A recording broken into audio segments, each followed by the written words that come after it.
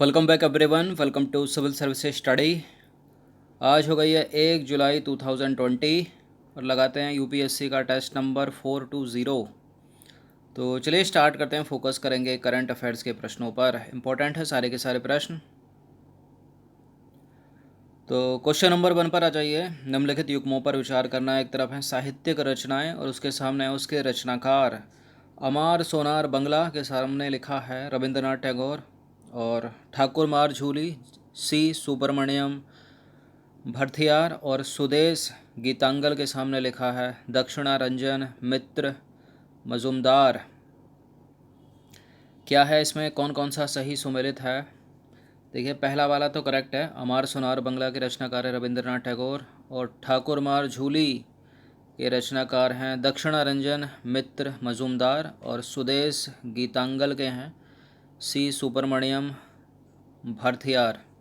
तो 2 और 3 तो इनकरेक्ट हो गए, इंटरचेंज करके करेक्ट होते हैं, तो केवल एक सही हो जाएगा यहाँ पर। तो रविंद्रनाथ के देखिए, अमार सोनार बंगला ने बांग्लादेश के मुक्ति संग्राम को प्रेरित किया और इसे वर्ष 1971 में देश के राष्ट्रगान के रूप में अपनाया गया था। स्वदेशी आंदोलन का प्रभाव बंगाली लोक संगीत में हिंदू और मुस्लिम ग्रामीणों के बीच भी देखा जा सकता है। दक्षिणारंजन मित्र मजुमदार द्वारा लिखी गई ठाकुर मार झूली यानी दादी की कहानियाँ जो आज भी बंगाली बच्चों में लोकप्रिय हैं। चलिए आ जाइए क्वेश्चन नंबर 2 पर। अटॉर्नी जनरल से रिलेटेड कुछ स्टेटमेंट है यहाँ पर। न्यूज़ में है भारत के महान्यायवादी। तो देखिए, पहला स्टेटमेंट है अटॉर्नी जनरल जो होता है, भारत का महान्यायवादी जो होता है, भारत सरकार का मुख्य कानूनी सलाहकार तथा उच्चतम न्यायालय यानी सर्वोच्च न्यायालय में सरकार का प्रमुख अधिवक्ता होता है। राष्ट्रपति ऐसे किसी व्यक्ति को अटॉर्नी जनरल के रूप में नियुक्त कर सकता है जो उच्चतम न्यायालय का न्यायाधीश बनने की योग्यता रखता हो। और तीसरा स्टेटमेंट है हाल ही में के वेणुगोपाल को एक बार पुनः अटॉर्नी जनरल के पद पर नियुक्त कर दिया गया है। देखिए, बिल्कुल के वेणुगोपाल को जो है फिर से एक बार भारत का अटॉर्नी जनरल बना दिया गया है भारत के राष्ट्रपति के द्वारा। तो करेक्ट है पहला स्टेटमेंट, दूसरा भी करेक्ट है, तीसरा भी करेक्ट है, सारे के सारे करेक्ट हैं। इसका आंसर हो जाएगा ऑप्शन नंबर डी 1 2 3। तो हाल ही में राष्ट्रपति रामनाथ कोविंद ने वरिष्ठ अधिवक्ता के वेणुगोपाल को एक बार पुनः अटॉर्नी जनरल भारत का महान्यायवादी के पद पर नियुक्त कर दिया है। के वेणुगोपाल की नियुक्ति 1 वर्ष की अवधि के लिए की गई है। 30 जून 2017 को के वेणुगोपाल को भारत का 15वां अटॉर्नी जनरल नियुक्त किया गया था। इनकी नियुक्ति पूर्व अटॉर्नी जनरल मुकुल रोहतगी के स्थान पर की गई थी और फिर से इनको बना दिया गया 1 वर्ष के लिए भारत का भारत का एजी अटॉर्नी जनरल। और भारतीय संविधान के अनुच्छेद 76 में इसका प्रावधान है। तो देखिए, संविधान के अनुच्छेद 76 के अंतर्गत भारत का अटॉर्नी जनरल भारत सरकार का मुख्य कानूनी सलाहकार तथा उच्चतम न्यायालय में सरकार का प्रमुख अधिवक्ता होता है। अटॉर्नी जनरल की नियुक्ति भारत के राष्ट्रपति द्वारा की जाती है। राष्ट्रपति ऐसे किसी व्यक्ति को अटॉर्नी जनरल के रूप में नियुक्त कर सकता है जो उच्चतम न्यायालय या सर्वोच्च न्यायालय सुप्रीम कोर्ट का न्यायाधीश बनने की योग्यता रखता हो। ध्यान दीजिएगा, सुप्रीम कोर्ट का न्यायाधीश बनने की योग्यता रखता हो, ना कि हाई कोर्ट की। क्वेश्चन नंबर 3 पर आ जाइए। किल कोरोना अभियान से रिलेटेड कुछ स्टेटमेंट है यहाँ पर। देखिए, उत्तर प्रदेश सरकार ने घोषणा की है कि वे 1 जुलाई 2020 से राज्य में किल कोरोना अभियान की शुरुआत करेंगे और इस अभियान की शुरुआत राज्य की राजधानी लखनऊ से की जाएगी। कौन सा करेक्ट है इसमें? किल कोरोना अभियान किसने चलाया है? देखिए, उत्तर प्रदेश की सरकार का नहीं है, गलत है पहला वाला स्टेटमेंट। शुरू तो 1 जुलाई 2020 से होगा, लेकिन उत्तर प्रदेश की सरकार का नहीं, ये मध्य प्रदेश की सरकार का है और मध्य प्रदेश की राजधानी भोपाल से इसकी शुरुआत होगी, लखनऊ से नहीं। ये दोनों के दोनों इनकरेक्ट हैं, इसका आंसर हो जाएगा ऑप्शन नंबर डी। तो उपरोक्त दोनों के दोनों सही नहीं है। मध्य प्रदेश में कोरोना महामारी के प्रसार को रोकने के लिए राज्य सरकार ने घोषणा की है कि वे 1 जुलाई 2020 से राज्य में किल कोरोना अभियान की शुरुआत करेंगे ताकि राज्य के सभी घरों की स्क्रीनिंग की जा सके और इस अभियान की शुरुआत राज्य की राजधानी भोपाल से की जाएगी। दोनों के दोनों असत्य हैं। अब होगा क्या इसमें? देखिए, इस अभियान के तहत राज्य में कुल 10,000 टीमों का गठन किया जाएगा और प्रत्येक टीम एक दिन में लगभग 100 घरों को कवर करेगी। डोर टू डोर सर्वे के इस अभियान में कोरोना वायरस यानी कोविड-19 के साथ साथ मलेरिया का भी, डेंगू का भी और अन्य मौसमी बीमारियों से पीड़ित मरीजों को भी चिन्हित किया जाएगा और उनका स्वास्थ्य परीक्षण किया जाएगा। राज्य में किल कोरोना अभियान पूरे राज्य में जो है 15 दिनों तक चला जाएगा। एमपी में कितने दिनों तक चला जाएगा? 15 दिनों तक। मोस्ट इंपॉर्टेंट प्रश्न है किसी परीक्षा के लिए आने वाली। क्वेश्चन नंबर 4 पर आ जाइए। हाल ही में सुर्खियों में रही, क्या सुर्खियों में रही? चोखा, और क्या है? कुरीछू, और क्या है? ताला, मंगदेछू जल विद्युत परियोजनाएं निम्नलिखित में से किन दो देशों की परियोजनाएं हैं? बताइए। ये इंपॉर्टेंट है, न्यूज़ में है, सुर्खियों में है। चोखा, कुरीछू, ताला और मंगदेछू जल विद्युत परियोजनाएं किन दो देशों के बीच? नेपाल भारत, भारत चीन, नेपाल भारत, या फिर नेपाल और चीन, नेपाल और भारत, भूटान और भारत, और भूटान और बांग्लादेश। देखिए भारत तो इसमें है पक्का शामिल, और दूसरा कोई ना कोई कंट्री एक और है, तो इसको एलिमिनेट कर दीजिए पहले। भारत और नेपाल के बीच है नहीं ये, भारत बांग्लादेश के बीच में नहीं है, ये है भारत और भूटान के बीच। तो इसका आंसर हो जाएगा ऑप्शन नंबर बी। तो देखिए अब तक भारत सरकार ने भूटान में कुल 1416 मेगावाट की 3 पनबिजली परियोजनाओं, जिनमें से 336 मेगावाट की चुखा परियोजना, 60 मेगावाट की कुरीछू परियोजना एवं 1020 मेगावाट की ताला परियोजना का निर्माण किया है, जो भारत को अधिशेष बिजली का परिचालन एवं निर्यात कर रहे हैं। यानी बची है भारत की आपूर्ति बिजली की, ये करते हैं। अब देखिए भारत ने हाल ही में 720 मेगावाट की मंगदेछू जल विद्युत परियोजना को भी पूरा किया है, और दोनों पक्ष 1200 मेगावाट की पुनात सांगछू वन एवं 1020 मेगावाट की पुनांग सांगछू टू सहित अन्य परियोजनाओं को भी इसमें पूरा करने के लिए प्रयासरत हैं, दोनों के दोनों कंट्री, भारत और भूटान।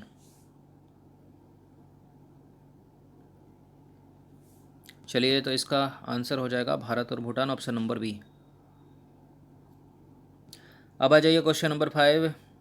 खोलंगछू जल विद्युत परियोजना के संदर्भ में निम्नलिखित में से कौन सा कथन सही है? यह भारत और चीन की पहली संयुक्त उद्यम परियोजना होगी। इस परियोजना के संयुक्त उद्यम साझेदारों में भारत एवं सतलज जल विद्युत निगम और चीन का ड्रुक ग्रीन पावर कॉरपोरेशन शामिल होंगे, और इस जल विद्युत परियोजना की क्षमता होगी 600 मेगावाट।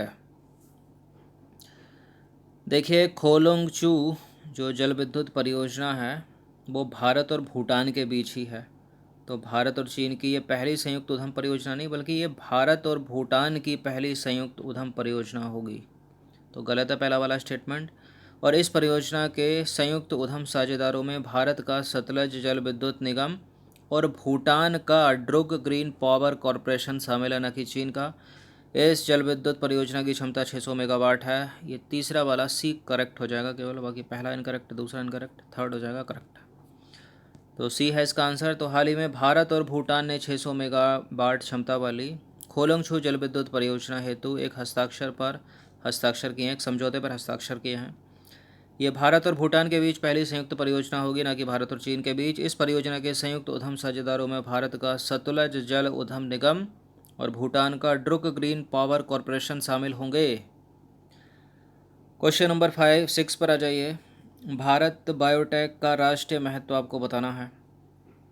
देखिए भारत बायोटेक कंपनी देश में महामारियों से निपटने के लिए राष्ट्रीय महत्व के विषय के रूप में टीका विकास को आगे बढ़ाने के लिए प्रतिबद्ध है। भारत बायोटेक अपने सेल कल्चर प्लेटफॉर्म प्रौद्योगिकी द्वारा पोलियो, रेबीज, जापानी एन्सेफेलाइटिस जैसे रोगों के लिए भी टीकाकरण विकसित करने के लिए प्रतिबद्ध है। ये दोनों के दोनों सही हैं या फिर दोनों के दोनों गलत हैं? भारत बायोटेक का राष्ट्रीय महत्व, देखिए दोनों के दोनों करेक्ट हैं। इसका आंसर हो जाएगा ऑप्शन नंबर सी। तो भारत बायोटेक का राष्ट्रीय महत्व यदि देखें तो भारत बायोटेक कंपनी देश में महामारियों से निपटने के लिए राष्ट्रीय महत्व के विषय के रूप में टीका विकास को आगे बढ़ाने के लिए प्रतिबद्ध है। और भारत बायोटेक अपने सेल कल्चर प्लेटफॉर्म प्रौद्योगिकी द्वारा जापानी encephalitis, chikungunya, polio, rabies, rota virus और जीका रोगों के लिए भी टीका विकसित करने के लिए प्रतिबद्ध है। भारत में कोविड-19 वैक्सीन का निर्माण करने वाली भारत बायोटेक कंपनी भारतीय चिकित्सा अनुसंधान परिषद तथा नेशनल इंस्टीट्यूट ऑफ वायरोलॉजी के सहयोग से काबो फ्लू टीका तैयार करने के प्रयासों में लगी है। क्वेश्चन नंबर 7 है, निम्नलिखित कथनों में से कौन सा कथन सत्य है। पहला स्टेटमेंट है, जलवायु का आशय किसी दिए गए क्षेत्र में लंबे समय तक औसत मौसम से होता है और जलवायु परिवर्तन को किसी एक स्थान विशेष में भी महसूस किया जा सकता है एवं संपूर्ण विश्व में भी। कार्बन उत्सर्जन जलवायु परिवर्तन में काफ़ी महत्वपूर्ण योगदान देता है क्या, बताइए। देखिए बिल्कुल ये सारे के सारे करेक्ट हैं, इतनी बार बताया होगा, इतना तो करेक्ट कर ही ले जाओगे ना ऐसे प्रश्नों को। सामान्यतः जलवायु का आशय किसी दिए गए क्षेत्र में लंबे समय तक औसत मौसम से होता है, अतः जब किसी क्षेत्र के औसत मौसम में परिवर्तन आता है तो उसे जलवायु परिवर्तन यानी क्लाइमेट चेंज कहते हैं।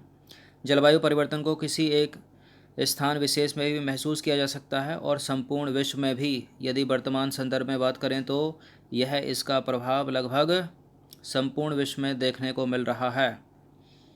गौरतलब है कि पृथ्वी के समग्र इतिहास में यहाँ की जलवायु कई बार परिवर्तित हुई है एवं जलवायु परिवर्तन की अनेक घटनाएं सामने आई हैं।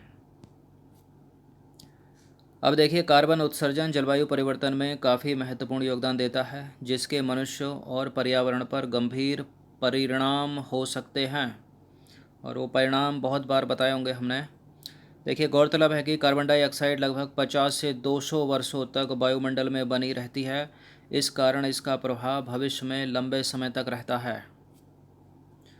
क्वेश्चन नंबर 8 पर आ जाइए, निम्नलिखित में से किन कारकों के द्वारा कार्बन डाइऑक्साइड का प्राकृतिक उत्सर्जन होता है। ध्यान से सुनिएगा, इनमें से कौन से कारक हैं जिनके द्वारा कार्बन डाइऑक्साइड का प्राकृतिक उत्सर्जन होता है। CO2 का, यानी एक और उत्सर्जन भी होता होगा जिसको बोलते हैं मानव निर्मित उत्सर्जन, जो आप लोग करते हो, हम लोग करते हैं। तो पहला स्टेटमेंट है जंगल एवं पौधे, दूसरा है जीवाश्म ईंधन से बिजली उत्पादन, तीसरा है जलीय सूक्ष्मजीव और चौथा है ज्वालामुखी क्रियाएं, पांचवा है उत्सर्जन हीटिंग और छठा है वाहन जो चलाते हो आप लोग। तो इनमें से कार्बन डाइऑक्साइड का प्राकृतिक उत्सर्जन होगा जंगल एवं पौधों के द्वारा, ये तो खुद ही करते हैं। जीवाश्म ईंधन से बिजली खुद बन जाती है क्या, आप लोग बनाते हो, गलत है, ये मानव निर्मित है। जलीय सूक्ष्मजीव ये भी प्राकृतिक है, ज्वालामुखी क्रियाएं भी प्राकृतिक है और उत्सर्जन हीटिंग मानव निर्मित है, वाहन चलाना भी मानव निर्मित है। तो 5 और 6 को एलिमिनेट कर दीजिए, जहाँ पर 5 और 6 होंगे वो नहीं होगा और नहीं होगा 2 भी। तो इसका आंसर क्या हो जाएगा, ऑप्शन नंबर बी 1, 3, 4। तो देखिए भाई, कार्बन डाइऑक्साइड यानी CO2 का उत्सर्जन या तो प्राकृतिक या फिर मानव जनित होता है। प्राकृतिक उत्सर्जन मुख्य रूप से प्राकृतिक जंगल, पौधे, जलीय सूक्ष्मजीव और ज्वालामुखी क्रियाओं आदि के द्वारा होता है। जबकि अगर कार्बन डाइऑक्साइड यानी CO2 का मानव जनित उत्सर्जन देखें तो हीटिंग के द्वारा, वाहन जो आप लोग चलाते हो स्वेच्छा से आग लगाई गई, और जीवाश्म ईंधन के बिजली उत्पादन आदि स्टेशन के द्वारा होता है। और भी बहुत सारे कारण हैं। क्वेश्चन नंबर 9 पर आ जाइए, निम्नलिखित कथनों पर विचार करना। पहला स्टेटमेंट है संविधान के तहत पुलिस जो है ना, पुलिस वो राज्य द्वारा अभिशासित विषय है।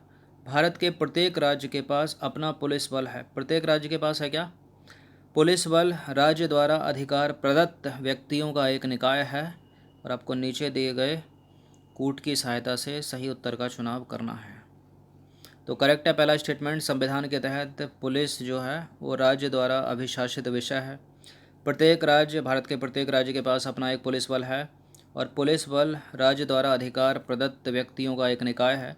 सारे के सारे करेक्ट हैं, डी है इसका आंसर 1, 2, 3। तो संविधान के तहत पुलिस राज्य द्वारा अभिशासित विषय है, इसलिए भारत के प्रत्येक राज्य के पास अपना एक पुलिस बल है।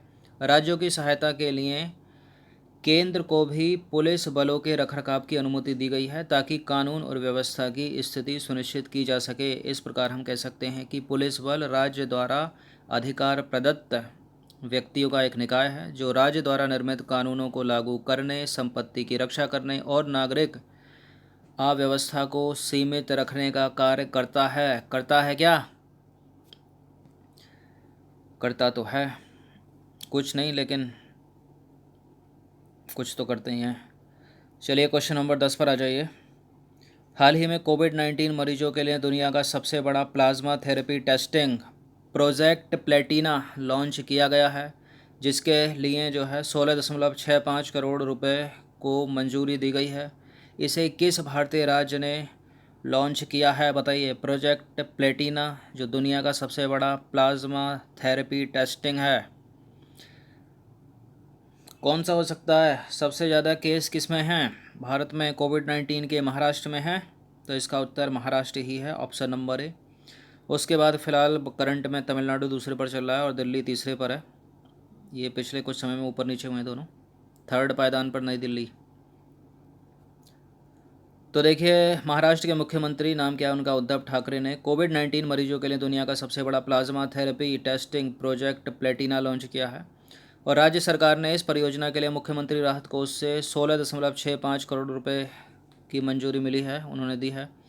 इस टेस्टिंग के लिए कुल 21 केंद्र चुने गए हैं, जिनमें महाराष्ट्र सरकार के चिकित्सा शिक्षा और ड्रग्स विभाग और मुंबई के 4 बीएमसी मेडिकल कॉलेज शामिल हैं।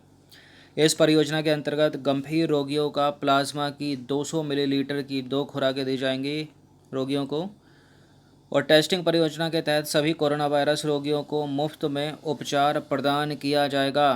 और प्लाज्मा जो है, अगर बात करें प्लाज्मा की, तो प्लाज्मा रक्त का वह भाग है जिसमें कोरोना वायरस के एंटीबॉडी होते हैं जो संक्रमण से लड़ते हैं और गंभीर रूप से बीमार रोगियों को ठीक करने में मदद करते हैं। तो करंट अफेयर्स के ये 10 प्रश्न थे, अच्छे से इसका रिवीजन कर लेना। मोस्ट इंपॉर्टेंट है इनकी एक्सप्लेनेशन, जिसको 2 से 3 बार पढ़ लेना। धन्यवाद।